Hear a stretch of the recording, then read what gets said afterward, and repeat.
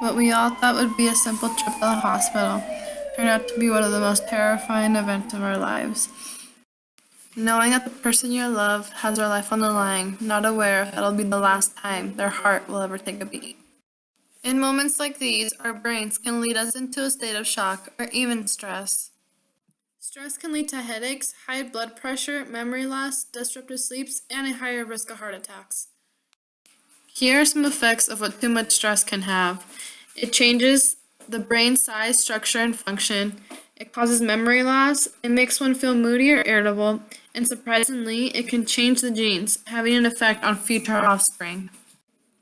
Though it may not seem like it, a little bit of stress can sometimes be good. It gives you an extra boost of energy, perfect for playing sports. Helps focus better, and for those who have stage fright, it can help with public speaking as well.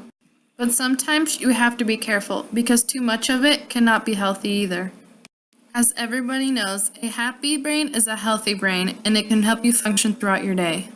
But when it feels sad or ill, it can really disrupt its function and the way it grows as well.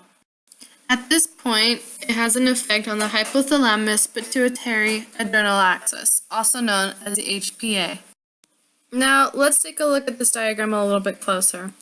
The blue dot at the top is the hypothalamus, the green dot right next to it will be the pituitary, and the red at the bottom is the adrenal cortex, which is also known as the kidney. But out of the three, the hypothalamus will be the most important one. I guess you can call it the base. Everything relies and revolves around it as well. Okay, so here's a diagram of what the hypothalamus does. It connects to the endocrine in the kidneys, it creates brain cells, and along with the cortisol, it helps control the body's reaction to stress. Now, as you can see, if the hypothalamus isn't happy and going, it can affect a lot of organs in the body. Now, see, if cortisol isn't released the right amount, the fear center doesn't react as fast, which means our reaction isn't as instant as it should be. Also, too much weakness in the brain, and it also causes it to shrink, as well as more memory loss, and it isn't able to retain as much information as it should. So what surprised me the most out of all this is the hypothalamus connects to the endocrine in the kidneys, basically meaning if the hypothalamus isn't healthy and going either, then it can damage the kidneys because of an unhealthy blood flow. Also, it creates brain cells, which meaning it could create less of them and you get more memory loss and you're not able to retain information as much. So if you're a college student going to school, that is really bad. I mean, finals aren't that easy, and if you're too stressed about them, it's not good either. Let's get even more technical here. There are two types of stresses. There's chronic stress and acute stress as well. So what causes acute stress, you might ask? Well, usually it happens after one's been in a car accident, childhood problem somebody's had, or a deadline someone's been trying to reach. For example, if you're in college or in high school and you're trying to reach a deadline for a paper, it can be really stressful for somebody. Also, emotional distress can cause that too. So for people who do have acute stress, they come up with the symptoms below. They feel dazed, they have illusions and flashbacks, they have terrible sleeping, and they're very less aware of things, and they're not good at decision making either. If acute stress is caught in time, it can be short-term, treatable, and manageable as well. Now it's time for some did you knows. Did you know people with stress have a lifetime prevalence of 78%? As well as acute stress wasn't even introduced until 2011, and the chances are higher for people who are depressed and live in urban areas. Don't ask any more questions if this is you, because if you don't catch acute stress in time, it can lead to something greater, for example, PTSD. What is PTSD, you might ask? Well, PTSD stands for post-traumatic stress disorder, but it's most common in veterans or soldiers at war. On top of all of the acute stress symptoms, people with PTSD feel depressed, guilty, insomnia, rage, isolation, and even hopeless as well. As you can see on the picture below, it says there that 1 in every 5 veterans who've been in the Iraq and Afghanistan war have been diagnosed with PTSD, and the treatment alone has cost over $2 billion so far. As it says here, 22 veterans die from suicide every single day. They also say that the suicide rate is more than double the rate of the general population here. But the question really always arises, how come if we're spending so much money on treatment, why are there so many veterans dying of suicide a day? Though there really not may be a treatment or cure for PTSD, there are organizations out there that help veterans go through their daily lives. For example, one useful tip they give them is to focus on their senses. So when they feel rage or angry or just not feeling right, They say that when they focus on their senses, it helps them meditate and calm down a lot. One other useful tip they give them is to exercise. They say that when they exercise, it helps them relieve stress and just focus on other things, and to get them away from having those flashbacks and just feeling really irritable. But the most important tip out of all of these is giving it time. Since there's really no treatment or cure, giving it time is really crucial here.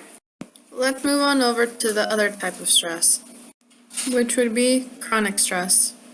It usually comes from poverty, dysfunctional families, unhappy marriage, or an unhappy job or career.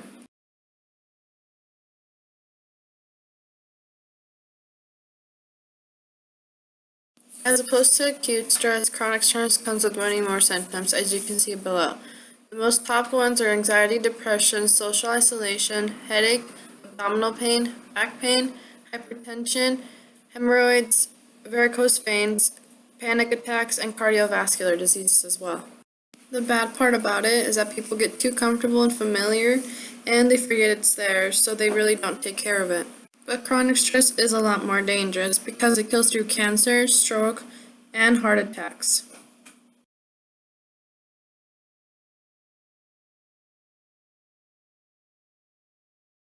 Now, let's go off the beaten path for a little bit, and I'll show you some very universal ways to help with stress and so it won't get out of control.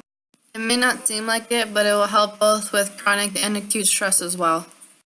The top two would be stress management, also known as meditation, and behavioral treatment. But don't worry, I'll show you how both meditation and stress management differ from each other, but they're also very helpful and useful for stress. It's just a matter of finding time out of the day just to take a moment to yourself and meditate or do some stress management tips. The first one I'm going to talk about will be meditation. Meditation is the most universal one and it helps people out a lot. What the main focus for meditation is to help the mind get better vibes, feel calm, happiness, appreciation, and love. There are two main types of meditation. These meditations help the brain and one focus on one simple object and help relax. The first main type of meditation is a consecutive. This meditation helps one focus on a specific object, sound, in one's breathing, or an image. The second type will be awareness. The awareness one helps you focus on a movement-to-movement observation with no judgment at all. Aside from those two, there are other types of meditations that most cultures or other people use. The first one is the japa. Japa is a repetition of the Sanskrit or word using a rosary or mala. This usually comes from the culture of Hinduism. Transcendental will be the 7-step program. This uses a personal sound or mantra using a comfortable sitting technique. There are also other types of meditation that involve movement. For example, the most common one is yoga, which people mostly use it as stressful tension from mind to body. Another type that I found very interesting that most people use is a Tai Chi. Tai Chi is basically just martial arts. There's also a program out there called Brainwave. Brainwave is a CD full of programs that synchronize the brainwaves to alter frequencies into different states of consciousness. This helps you release stress even more. Out of all of these, I believe stress management is the easiest one to do. With this, you can incorporate into everyday life. It's as easy as doing just a simple daily routine that you do in your everyday life. For example, cleaning. Doing cleaning every single day at the same time or every same moment can help the brain focus on that and not any stressful situations. Or even taking a shower with warm water. By doing this, it helps trigger the responses to the body and the brain, making it feel good and happy. So by using stress management, it can really help the body progress the muscle relaxation, using clenching up the muscles from the forehead to the toes and keep it in an upright position. Now, I really do hope that by watching my video you can get some really helpful tips and you can get a lot more informed about stress and how getting stressed can really impact you and your life a lot. Because you never know, stressful situations are right around the corner. And just take a couple of these tips and it'll help you get through your daily life. Because even when the doctors had told us he would not be here to celebrate this exact birthday here, and even if he did end up making it through, he would always be in a wheelchair and he wouldn't even be able to talk or eat for himself. But thankfully, as you can see here, he ended up walking out of that hospital pulling on one of his buggies full of all the gifts and presents everybody had brought for him. We were all able to cope with this thing called stress. If it wasn't for these tips